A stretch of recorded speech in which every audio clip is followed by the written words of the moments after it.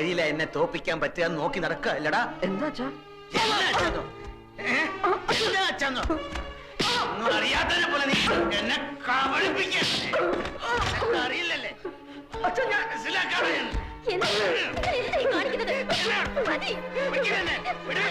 ഒന്ന് കുളത്തി തകഞ്ഞൻ ഇങ്ങനെ കുറെ നേരമല്ലേ തല്ലണം. കാര്യം എന്താ വെച്ചാ പറ. കാര്യം എന്താണെന്ന് അറിയില്ലല്ലേ? നീ അറിയാതാണോ അവള് ഗർഭിണിയായത്? ചില്ലിക്കാശിന് വകയില്ലാതെ ഇപ്പോഴും തന്തയുടെ ചെലവിൽ കഴിയുന്ന തന്തയാൻ പോകുന്നു. അങ്ങനെയാണെങ്കിൽ തന്നെ അവൾ എന്റെ ഭാര്യയല്ലേ, അയൽപക്കത്തെ പെണ്ണൊന്നല്ലോ. തോന്നിയാസം കാണിച്ചിട്ട് നിന്ന് ചിലക്കുന്നോ? സ്കൂളിൽ പഠിക്കുന്നവ പെണ്ണ് കെട്ടിക്കൊണ്ട് വന്ന് ഞാൻ ക്ഷമിച്ചു, മനസ്സ് നീറുകയായിരുന്നു, എന്നിട്ട് സഹിച്ചു. ഇത് ഞാൻ സമ്മതിക്കില്ല. ഈ കുഞ്ഞ് ജനിക്കാൻ പാടില്ല. അവളോട് വേഗം റെഡിയാൻ പറ, ആശുപത്രി പോണം. അത് തീരുമാനിക്കേണ്ടത് എന്റെ അച്ഛനല്ല, ഇവളുടെ വയറ്റിൽ കിടക്കുന്ന കുഞ്ഞിന്റെ അച്ഛൻ ഞാനാ. ഞാൻ തീരുമാനിക്കും. കുറെ ഞാൻ ക്ഷമിക്കണം, ഇത് പറ്റില്ല. എന്റെ കുഞ്ഞിനെ കൊല്ലണോ വളർത്തണോ എന്ന് തീരുമാനിക്കേണ്ടത് ഞാനാ, നിങ്ങളല്ല. എന്റെ കൺമുമ്പിൽ കണ്ടുപോലും എന്റെ വീടാ, എന്റെ ചെറുപ്പടിക്ക് നിൽക്കുന്നവർ മാത്രം മതി ഇവിടെ. നോക്കി നിൽക്കാൻ ഇറങ്ങി പോടാ നായ. നിങ്ങളുടെ ചൊൽപ്പടിക്ക് നിൽക്കുന്ന ഒരു നായ നിങ്ങൾക്ക് ആവശ്യം, അല്ലാണ്ട് മകനല്ല. അങ്ങനെ ഒരു നായായിട്ട് ഇവിടെ കിടക്കാൻ ഇനി എന്നെ കിട്ടില്ല. വേണ്ട, ഇറങ്ങി പോടാ. ഇങ്ങനെ ഒരു മകൻ എനിക്ക് ജനിച്ചിട്ടില്ല ഞാൻ വിചാരിച്ചോളാം. ഇറങ്ങി വാടി നിന്ന് പോങ്ങാതെ.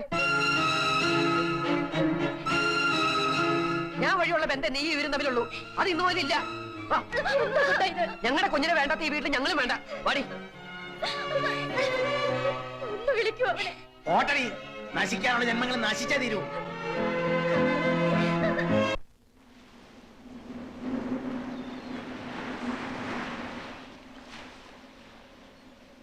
ദേഷ്യപ്പെടില്ലെങ്കിൽ ഞാനൊരു കാര്യം പറയട്ടെ. നമുക്ക് എന്റെ വീട്ടിലേക്ക് പോയാലോ? കുട്ടേട്ടന് എന്തെങ്കിലും ഒരു ജോലി കിട്ടണവരെ നമുക്ക് അവിടെ താമസിക്കാം. എന്നിട്ട് വേണം അച്ഛന് കൈകൊട്ടിച്ചിരിക്കാൻ. സ്വന്തം വീട്ടിൽ നിന്ന് വഴക്കിട്ടിറങ്ങിയ അഭിമാനി അച്ഛ വീടിന്റെ അടുക്കളയിലെ താമസം എന്ന് പറയിപ്പിക്കാൻ. അതിന് എന്നെ കിട്ടൊന്നുമില്ല. വാശിയുള്ള അച്ഛന്റെ മോൻ തന്നെ ഞാനും. ഇപ്പൊ എന്റെ മനസ്സിൽ ഒന്ന് മാത്രമേ ഉള്ളൂ, രാത്രിയാവുന്നതിന് മുമ്പ് നിന്നെ സുരക്ഷിതമായ സ്ഥലത്താക്കുക. എവിടെ? ഇവിടെ അടുത്ത് കന്യാസ്ത്രീകൾ നടത്തുന്ന ഒരു വർക്കിംഗ് വിമൻസ് ഹോസ്റ്റലുണ്ട്, അവിടെ നീ സേഫ് ആയിരിക്കും. അതിന് ജോലിയുള്ളവർക്കല്ലേ അവിടെ അഡ്മിഷൻ കിട്ടൂ.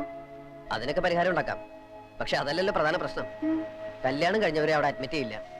അപ്പൊ പിന്നെ എന്ത് ചെയ്യും? അതിനിപ്പോ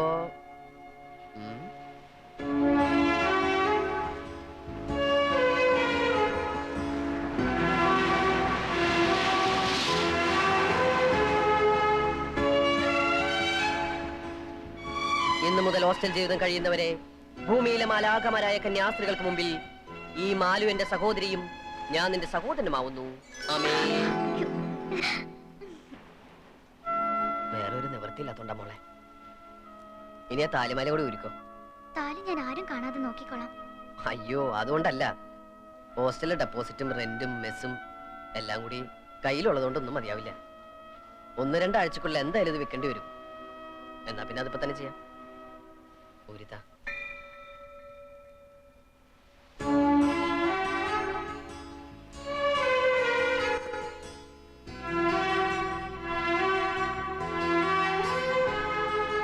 പരീക്ഷയിൽ ജയിക്കാൻ അമ്മ സരസ്വതിയുടെ അമ്പലത്തിൽ നിന്ന് പൂജിച്ച് കെട്ടിത്തന്ന ചരടാ ഇത്. താലിച്ചരടാക്കാം.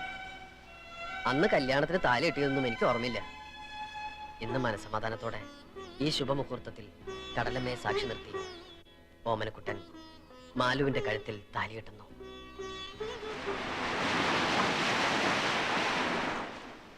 ഐ എം സോറി, പരിചയമുള്ള ആരെങ്കിലും ഇൻട്രൊഡ്യൂസ് ചെയ്യാതെ എനിക്ക് കുട്ടി ഇവിടെ അഡ്മിറ്റ് ചെയ്യാൻ പറ്റില്ല. അയ്യോ, അങ്ങനെ പറയരുത് മദർ. മദർ ഈ കുപ്പായൊന്ന് ഊരി വെച്ചിട്ടൊന്ന് ആലോചിച്ച് നോക്കിയേ. അതല്ല മദർ, ഞങ്ങളുടെ സ്വന്തം അമ്മയെ പോലെ ഒന്ന് ചിന്തിച്ചു നോക്കിയേ. അപ്പൊ ഞങ്ങൾ ഉപേക്ഷിക്കാൻ തോന്നില്ല. ഇവളെയും കൊണ്ട് ഞാൻ ഇങ്ങോട്ട് വന്നത് ഭൂമിയിലെ മാലാഖമാർ ഞങ്ങളെ കൈവെടിയില്ലെന്ന് ഉറപ്പുള്ളത് കൊണ്ടാ. ഇപ്പൊ ഞങ്ങളെ സഹായിച്ചാൽ മരിച്ച് സ്വർഗത്തിൽ ചെല്ലുമ്പോ മദറിന് കർത്താവിന്റെ മുന്തിരിത്തോട്ടത്തിൽ ഏറ്റവും നല്ല പണി തന്നെ കിട്ടും. ഒരു പരിചയമില്ലാതെ ഞാൻ എങ്ങനെയാ? നാളെ രാവിലെ 10 മണിക്ക് ബോർഡിന്റെ കമ്പനിയിൽ ജോയിൻ ചെയ്യേണ്ടതാ ഇവക്ക്. പെങ്ങള് പെൺകുട്ടി ആയതുകൊണ്ടാ, അല്ലെങ്കിൽ ഞാൻ എന്റെ കൂടെ വൈഎംസിയിൽ താമസിപ്പിച്ചാനെ. നിങ്ങൾ എന്ത് പറഞ്ഞാൽ ഇവിടെ റൂമില്ല. വരൂ മാലതി. മുട്ടുവിൻ തുറക്കപ്പെടുമെന്ന് തിരുവചനം വിശ്വസിച്ചതാ നമ്മൾ ചെയ്ത ഏറ്റവും വലിയ തെറ്റ്. എത്ര മുട്ടിയിട്ടും തുറക്കില്ലെന്ന് വെച്ചാ ഇനിയിപ്പോ വല്ല ലോഡ്ജിലെങ്ങാനും പോയി മുറിയെടുക്കാം, അല്ലാതെ ഇപ്പൊ എന്താ ചെയ്യാ?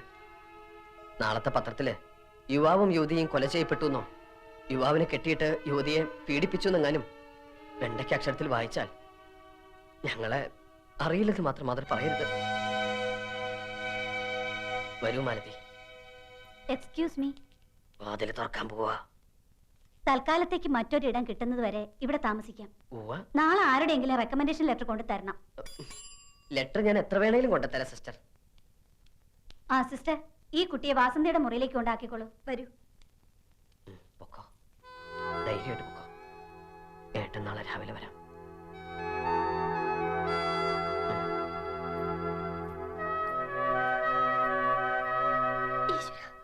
എന്റെ കുട്ടി.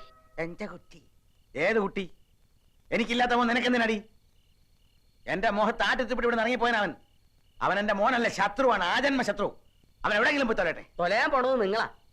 കുടുംബവും കുട്ടികളൊന്നും ഇല്ലെങ്കിലും അച്ഛനും മക്കളും പരസ്പരം എങ്ങനെയാ മനസ്സിലാക്കേണ്ടതെന്ന് ബഹുമാനിക്കേണ്ടതെന്ന് എനിക്കും അറിയാം. തന്റെ മക്കൾ തന്നോളമായാൽ താനെന്ന് വിളിക്കണമെന്ന പ്രമാണം. ഒരു നല്ല വാക്ക് ഇന്നുവരെ അവനോട് പറഞ്ഞിട്ടുണ്ടോ? പരിഹാസത്തോടെയല്ല താൻ ഇന്നുവരെ അവന്റെ മുഖത്ത് നോക്കിയിട്ടുണ്ടോ? അവനും തന്നെ പോലെ ഒരാണാ. അവന്റെ മൂക്കിന് താഴെയുള്ളത് മീശ തന്നെയാ. അത് വളരെ നല്ല കാര്യമല്ലേ? ആ മീശയും പിടിച്ചോണ്ട് ഉള്ള കാലം മുഴുവൻ ജീവിക്കാമല്ലോ. പെങ്കോന്തൻ. തനിക്കറിയില്ല കൈമളെ, അവനെ പറ്റി ഒരുപാട് സ്വപ്നങ്ങൾ കണ്ടവനാ ഞാൻ. കുറേയേറെ ആഗ്രഹങ്ങൾ എനിക്കുണ്ടായിരുന്നു. എല്ലാ തന്തമാരും അങ്ങനെ തന്നെയാണോ? താൻ പൂങ്കിനാവ് കണ്ടെന്ന് ആഗ്രഹിച്ചു എന്നൊക്കെ അവന്റെ തെറ്റാണോ? എന്റെ തെറ്റാ, എല്ലാം എന്റെ തെറ്റാ. ഓടോ. ഇയാളൊരു കാര്യം പറയുമ്പോ ഇങ്ങനെ ഒറ്റ ഇരട്ടയും പറഞ്ഞിരിക്കാണ്ട് മാഷെങ്കിലും പോയി അന്വേഷിക്കണുണ്ടോ? പെറ്റ വയറിനെ അതിന്റെ ദണ്ണ അറിയൂ. മിണ്ടിപ്പോരുത്. എഴുതി തള്ളിതാ ഞാൻ അവനെ. ഓട്ടെ. എവിടെ പോകാനാ? ചെമ്മീൻ തുള്ളിയാ ചട്ടി വരെ. ആ പെണ്ണിന്റെ കയ്യിലും കഴുത്തിലും ഉള്ളത് വിറ്റോ പണയം വെച്ചോ നിന്ന് കഴിയുമ്പോ കോടിച്ചി പട്ടിയെ പോലെ കയറി വരും അവൻ. അതെനിക്ക് ഉറപ്പാ. ഇന്നല്ലെങ്കിൽ നാളെ ഞാനത് കാണും. അവന്റെ തന്തയാ പറയുന്നത്. ആ തന്തയുടെ മോൻ തന്നെ അവനും. ജീവിക്കാൻ നിവൃത്തിയില്ലാതെ വന്നാൽ ഒരു കൊടിച്ചിപ്പട്ടിയെ പോലെ തന്റെ മുന്നിൽ വരണേലും ഭേദം ഒരു മുഴം കയറില്ല ജീവനം ഒടുക്കിയാൽ മതിയെന്ന് അവർക്ക് തോന്നിയാലോ?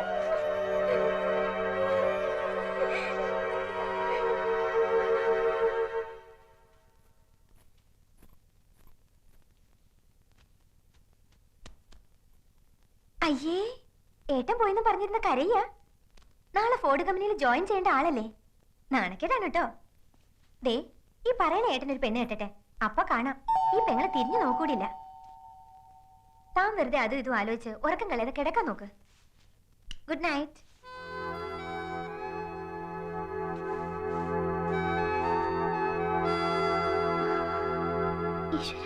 രക്ഷിക്കണേ.